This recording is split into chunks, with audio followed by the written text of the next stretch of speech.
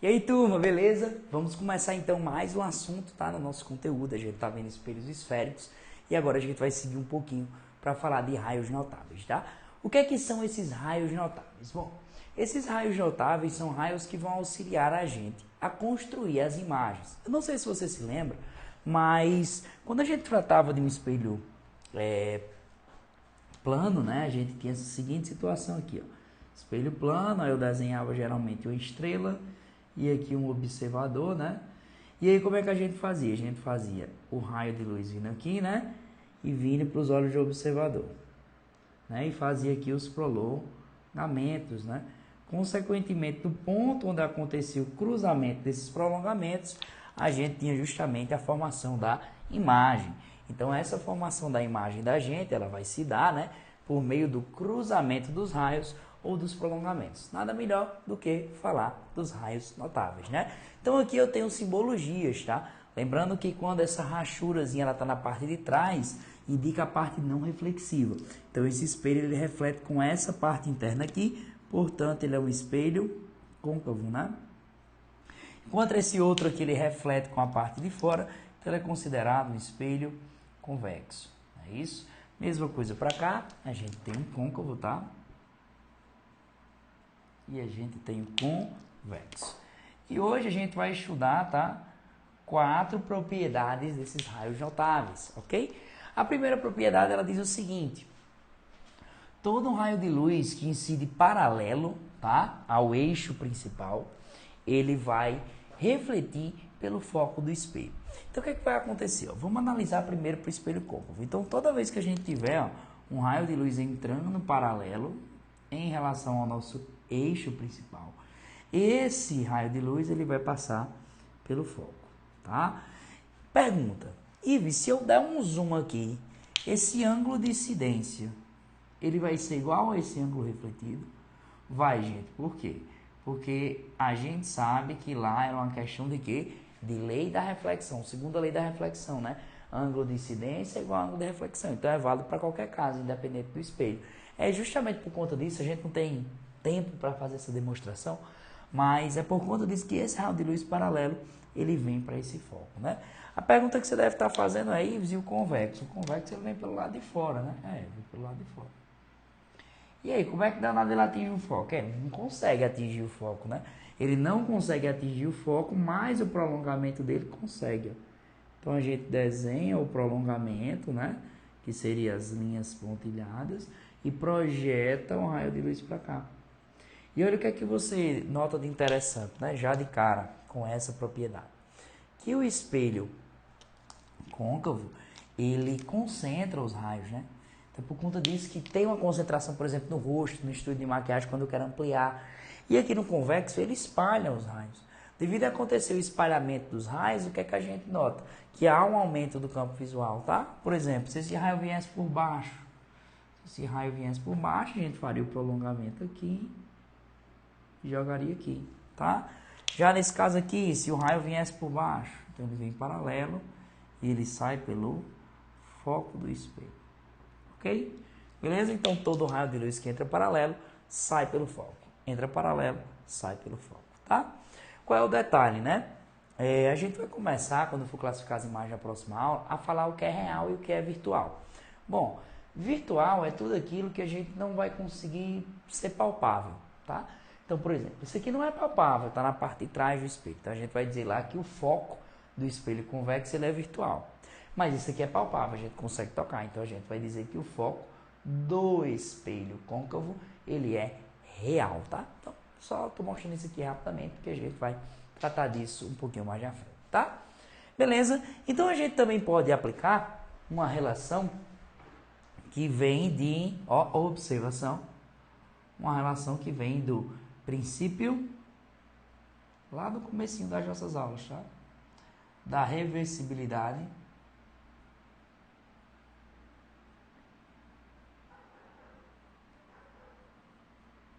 da luz. Não sei se você se lembra o que é que esse princípio da reversibilidade da luz diz, mas ele diz o seguinte, que o caminho de ida é igual ao caminho de volta, né? Então, significa dizer o quê?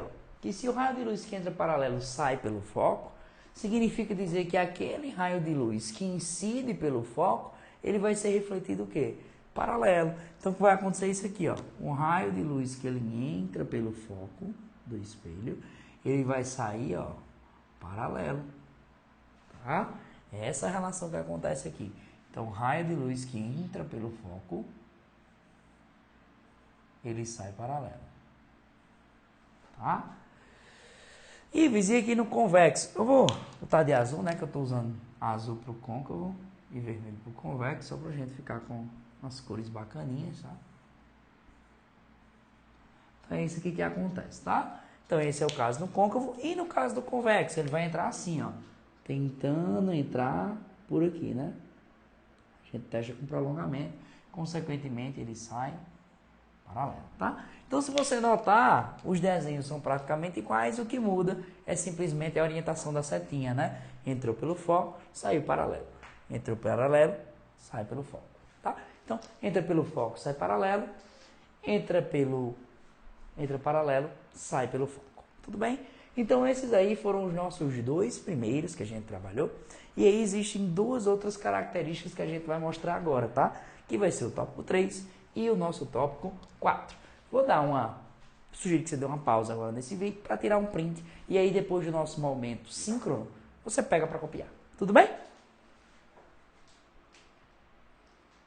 Beleza? Acho que já deu para tirar o print. Se não deu, volta um pouquinho o vídeo e dá uma pausa. E aí a gente vai para a posição 3, tá? Situação 3. O que é que diz a situação 3? Vamos lá. Situação 3, ela diz o seguinte.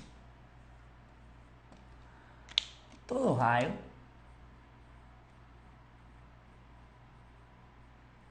de luz que incide pelo centro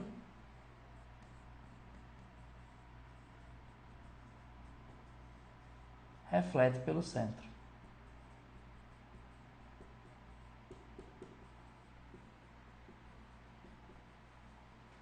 Tudo bem? Então, vamos aqui. Espelho côncavo, tá? Espelho convexo. Centro. Foco. Vértice. Centro. Foco. Vértice. Tá? Então, vamos lá. Então, aqui a gente tem um côncavo, né? E aqui a gente tem o convexo. O que é que vai acontecer? Todo raio de luz que entrar pelo centro, então, ó, raio de luz entra pelo centro, ele vai o quê? Ser refletido pelo próprio centro. Então, ele bate e volta, tá? E no espelho convexo, ele não tem como entrar pelo centro, então, o que entra é o seu prolongamento, né? Todo raio de luz que entra pelo centro, bate e volta, sendo refletido pelo centro, tá? Essa, então, é a nossa terceira propriedade. Já a nossa quarta propriedade, ela é a seguinte, ó.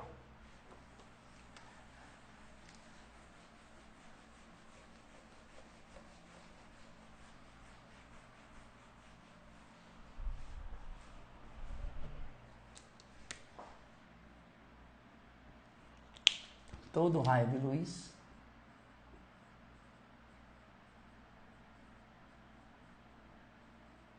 que incide sobre o vértice é refletido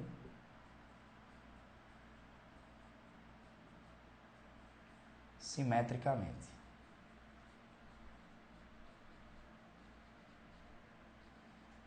Tá? Vamos mostrar aqui como é que é isso. Então, aqui eu tenho espelho côncavo. Aqui eu tenho espelho convexo, tá? Então, eixo principal, centro, foco, vértice. Centro, foco, vértice, tá? Não é isso, né? Então, aqui a gente tem um côncavo. E aqui a gente tem o convexo. Tudo bem? É assim que funciona. E aí o que é que vai acontecer? Ó? Todo raio de luz que incide pelo vértice Eita, vamos usar o azul, né?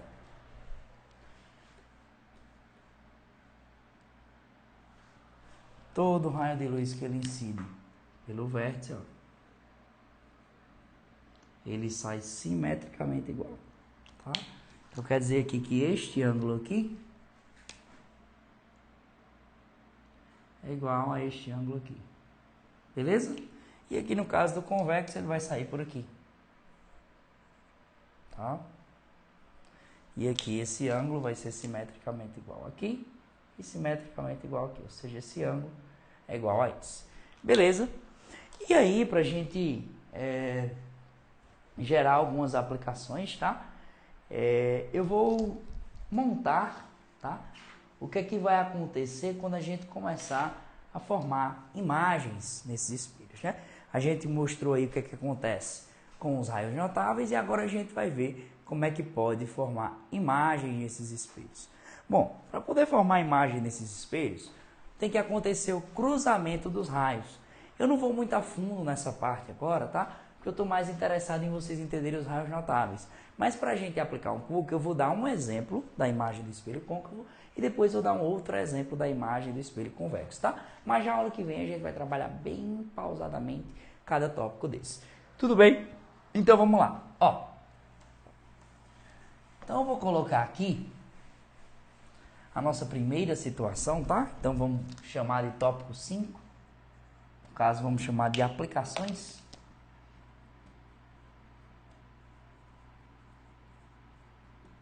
E aí, nessas aplicações, eu vou colocar justamente primeiro o espelho côncavo. Tá, vou até colocar ele um pouquinho mais para cá. O espelho côncavo.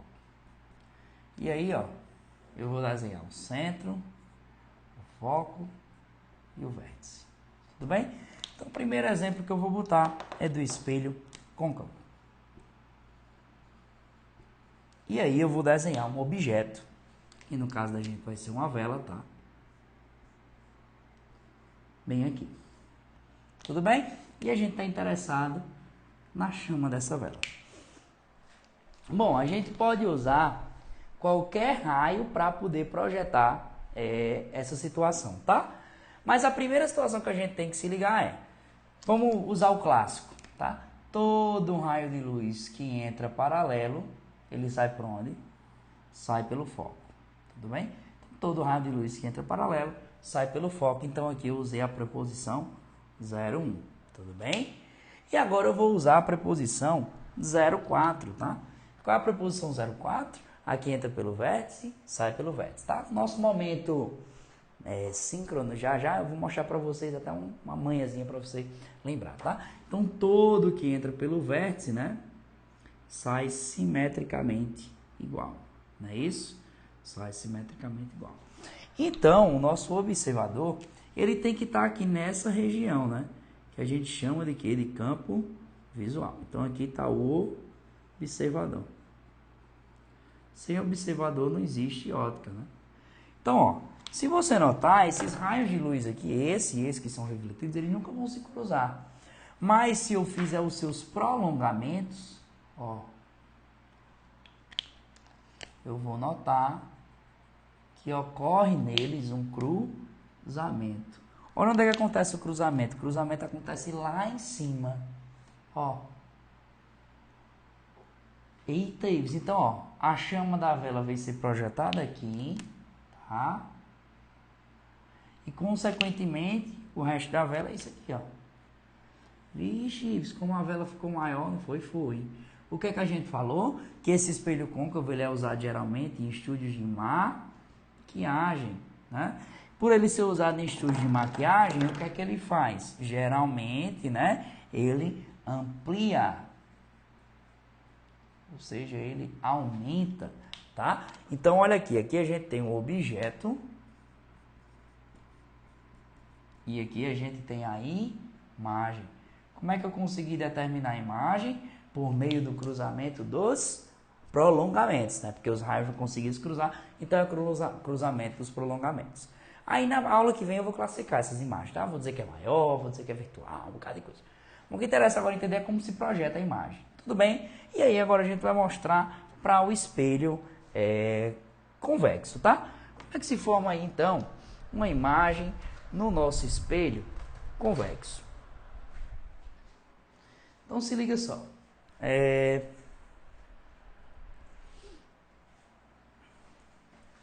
Vou desenhar aqui o espelho convexo.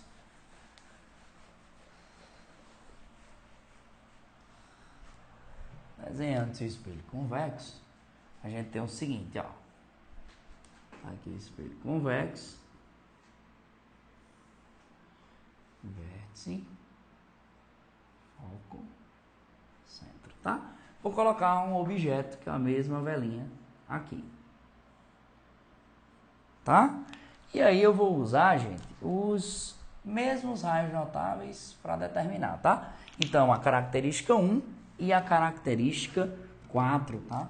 Que foi aí quem conseguiu determinar pra gente bem. Tá? Eu vou usar só esses dois. E se eu podia usar os outros, podia, tá? Eu tô usando esses dois só para facilitar.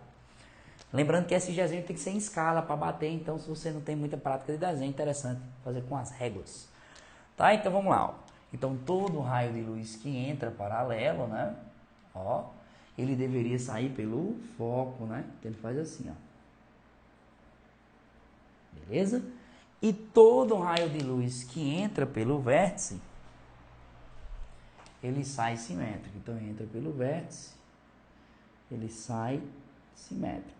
Se você notar, esses raios de luz eles não vão se encontrar, mas os seus prolongamentos, ó, se encontram sim. Então a nossa chamazinha ela vai ser projetada onde? Ela vai ser projetada aqui, tá? E o observador ele pode estar onde? Ele pode estar em qualquer canto dessa região, ou seja, ele pode estar aqui, ele pode estar aqui, tá? Então, se ele estiver dentro do campo visual, ele consegue ver. O que é que eu queria que você notasse, tá? Vou fazer até de verde. Olha o campo visual do espelho côncavo. É esse aqui. Olha o campo visual do espelho convexo. É isso tudo aqui. Tu tá notando que o campo visual do espelho convexo é bem maior do que o do espelho côncavo? A gente tem aqui o convexo. É bem maior do que o do espelho côncavo. Então aqui a gente tem novamente, ó, o objeto. E aqui a gente tem a imagem. Tudo bem? Então se liga só. O espelho convexo é aquele que faz o quê? Esse aqui era o que ampliava a imagem. E esse daqui, se você notar, ele tem um campo de visão maior. Então é aquele que amplia o campo de visão ou campo visual, né? A mesma coisa. E então se liga só. Para ele poder ampliar o campo visual, o que é que ele faz com as imagens? Diminui, consequentemente, distorcendo, tá? Então, gente, era isso que a gente tinha para mostrar nesse momento agora, tá? Só para vocês verem algumas aplicações. A gente, na próxima aula, vai fazer outros desenhos, principalmente para o espelho côncavo. O espelho convexo, eles realmente só tem essa imagem aqui. E a gente vai caracterizar se a imagem é real, virtual, menor, maior, invertida. E aí vocês vão curtir muito isso daí, para depois a gente chegar na parte da matemática. Beleza? Então espero aí ter contribuído de alguma forma. Vamos embora que a gente vai se encontrar no Google Meet. Valeu!